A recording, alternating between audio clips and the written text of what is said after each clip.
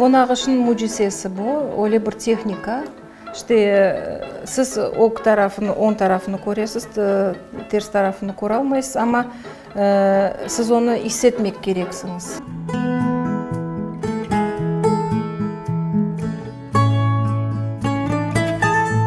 Keyifli bir zaman geçireyim, vakit geçireyim. Zevk alam bu işten. Onun için işten saymayayım, ben bunu rahatlanam.